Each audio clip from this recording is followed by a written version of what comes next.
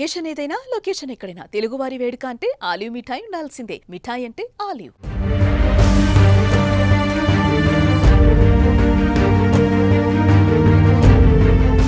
ప్రకృతి ప్రేమికుడు పద్మశ్రీ పురస్కార గ్రహీత వనజీవి రామయ్యగా పిలిచే దరిపల్లి రామయ్య కన్నుమూశారు.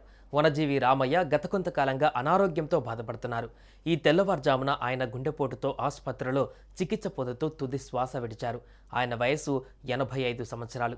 జీవితమంతా మొక్కలు నాటి పెంచిన ఆయన ఇంటి పేరే వనజీవి అయ్యింది. రామయ్య స్వగ్రామం ఖమ్మం జిల్లాలోని రెడ్డిపల్లి. 1 కోటికి పైగా మొక్కలు నాటిన రామయ్య సరికొత్త రికార్డు సృష్టించారు. 2017లో రామయ్యను భారత ప్రభుత్వం పద్మశ్రీ పురస్కారంతో గౌరవించింది.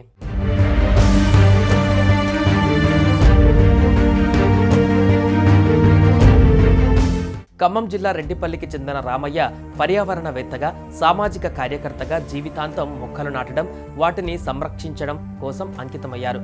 ఖాళీ భూములు, రోడ్ల పక్కన ప్రభుత్వ, ప్రైవేటు స్థలాలలో 1 కోటికి పైగా మొక్కలు నాటి చరిత్ర సృష్టించారు. పర్యావరణ పరిరక్షణ పట్ల ఆయనకున్న నిబద్ధతకు గుర్తింపుగా 2017లో భారత ప్రభుత్వం ఆయనను పద్మశ్రీ పురస్కారంతో సత్కరించింది. ఆయన జీవిత కథ పర్యావరణ పరిరక్షణ సందేశంగా పాఠశాల పాఠ్యాంశాలలోనూ చేర్చారు. మొక్కలపై ఆయనకు ఎంత ప్రేమ అంటే 2022లో ఆయనకు యాక్సిడెంట్ జరిగింది. రామయ్య ఖమ్మం జిల్లాలోని రెడ్డిపల్లి గ్రామం వద్ద రోడ్డు ప్రమాదానికి గురయ్యారు. ఉదయం పూట ఆయన తన ఇంటి దగ్గర మొక్కలను నీరు పోయడానికి 2 వీలర్పై బయలుదేరగా వెనక నుంచి ఓ DCM వాహనం ఆయన బండిని ఢీకొట్టింది. ఈ ప్రమాదంలో ఆయన గాయపడ్డారు.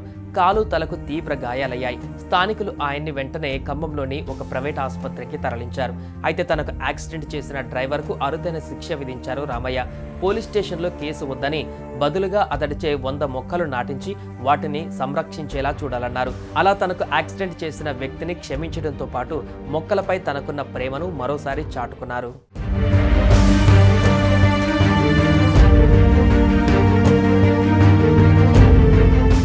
సుమన్ టీవీలో మీ పర్సనల్ అండ్ బిజినెస్ ప్రమోషన్స్ కోసం కింది నెంబర్కి కాంటాక్ట్ చేయండి.